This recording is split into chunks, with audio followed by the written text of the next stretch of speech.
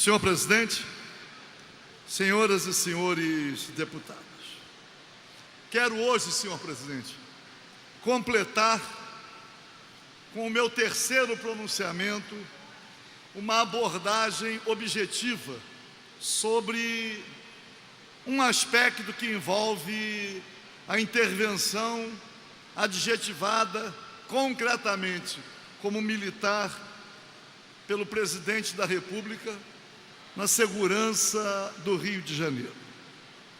No meu primeiro pronunciamento, eu registrei aqui as atividades econômicas que integram o crime organizado. O contrabando, o tráfico de entorpecentes, o jogo, a prostituição e, obviamente, as atividades financeiras destinadas à lavagem do dinheiro, dos recursos extraordinários que são auferidos pelo crime organizado. No meu segundo pronunciamento, eu fiz questão de destacar o aparato do Estado brasileiro que se destina à prevenção e à repressão do crime organizado. Primeiro, começando, já que a intervenção no Rio de Janeiro é uma intervenção militar, começando pelas Forças Armadas, Exército, Marinha e Aeronáutica, que integram o Ministério da Defesa. Depois, falei no Ministério da Justiça,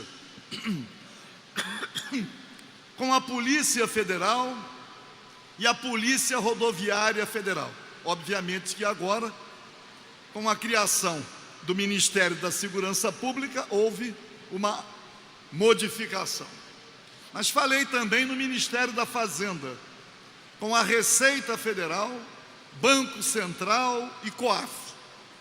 E, obviamente, as polícias estaduais, Polícia Civil e Polícia Militar.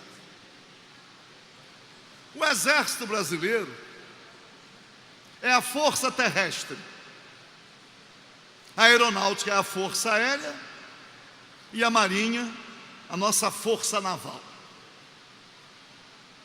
A Polícia Federal, assim como tem as Forças Armadas, tem responsabilidades específicas em relação ao tráfico de entorpecentes e ao contrabando. Porque o jogo, como no Brasil o jogo não é legalizado, o jogo está muito mais presente em todas as unidades da federação e, em sendo uma contravenção penal, ainda só é alcançado pelas forças policiais estaduais. E, obviamente, quando falo na vinculação do jogo com a prostituição, estou me referindo aos cassinos existentes pelo mundo afora e que, obviamente, patrocinam também a prostituição. E a Receita Federal, afinal de contas, a Receita Federal é que tem a responsabilidade com os fiscais aduaneiros de, nos portos, aeroportos e passagens de fronteira, juntamente com a Polícia Federal, fiscalizar tudo aquilo que entra e tudo aquilo que sai do país. Obviamente, enfrentando o tráfico de entorpecentes e o contrabando. Porque o tráfico de entorpecentes e o contrabando, incluindo o contrabando de armas, são atividades ligadas ao crime organizado que realizam os seus resultados simultaneamente. Falei do Banco Central, COAF, pelas movimentações financeiras. Por quê? Porque a lavagem do dinheiro é feita pelo sistema financeiro internacional, pelo sistema financeiro nacional. Há outras formas de lavagem, mas o sistema financeiro internacional também agrega os chamados paraísos fiscais. E aí nós estamos aqui no estado do Rio de Janeiro com uma intervenção militar para promover a segurança da população com operações policiais de grande vulto. E eu fiquei a me perguntar, eu não conheço, deputado Jânio Mendes, que aniversaria hoje. Eu não conheço operações policiais feitas nas passagens de fronteira oficiais, mobilizando o Exército e a Polícia Federal. E as rotas rodoviárias de escoamento daquilo que integra o produto do crime organizado com a participação da Polícia Federal. Eu vejo ações isoladas, sem a participação do Exército Brasileiro, mas ações coordenadas, regulares, fazendo parte de um projeto em relação à segurança pública, eu não vejo. Como também não vejo nos aeroportos, com a participação da Força Aérea. Eu não conheço operações feitas pela Receita Federal, juntamente com a Polícia Rodoviária, com a Polícia Federal, nos aeroportos, e ainda agregando a participação da Força Aérea. Como também não vejo nos portos. Os portos, onde a importação e a exportação acontecem em larga escala, e exatamente na importação é que nós temos, assim, a vinda para o Brasil de produtos ligados à insegurança pública, incluindo os entorpecentes. Há poucos meses atrás, a Polícia Civil do Rio de Janeiro apreendeu aqui no aeroporto Santos Dumont, apreendeu uma carga de 60 fuzis, mas não foi a Polícia Federal, foi a Polícia Civil do Rio de Janeiro. Aliás, o que causou um grande ciúme. Sobre esta apreensão, eu só faço uma abordagem paralela, senhor presidente, em relação à prisão nos Estados Unidos do contrabandista, do traficante de armas, que mandou aqueles 60 fuzis aqui para o Brasil. Ele está sendo apontado como o maior contrabandista de armas enviadas para o Brasil. Cheguei a ler que ele já mandou para o Brasil mais de 1000 armas. Lá nem sei por que o governo brasileiro está requerendo a extradição dele. Deixa ele ser julgado logo por lá. Mas a pergunta que não é feita, e deveria ser feita, é como um cidadão contrabandista de armas, que tem cidadania americana, tem a dupla cidadania, ele consegue comprar nos Estados Unidos tanta arma para mandar para o Brasil. Estão dizendo que ele contrabandeou mais de 1000 fuzis AK-47 para o Brasil. Mas como ele consegue comprar nos Estados Unidos tanta arma para contrabandear para o Brasil ou para o Rio de Janeiro?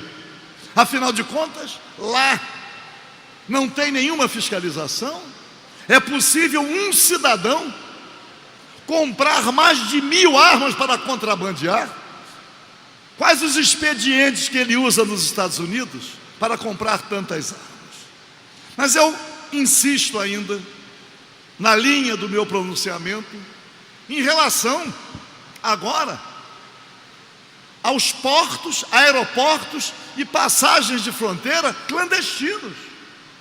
Afinal de contas, a inteligência existente no Exército, na Marinha e na Aeronáutica e na Polícia Federal, essa inteligência não tem detetado, não conhece os portos, aeroportos e passagens de fronteira clandestinos, que eu tenho certeza absoluta que se as Forças Armadas, juntamente com a Polícia Federal e com a Polícia Rodoviária Federal, estivessem estruturadas para operações conjuntas a partir dos portos, aeroportos e passagens de fronteira oficiais, aqui no Rio de Janeiro e em outros estados da federação, porque o Rio de Janeiro não planta maconha, não planta folhas de coca, não tem refinarias, não produz armas e munições.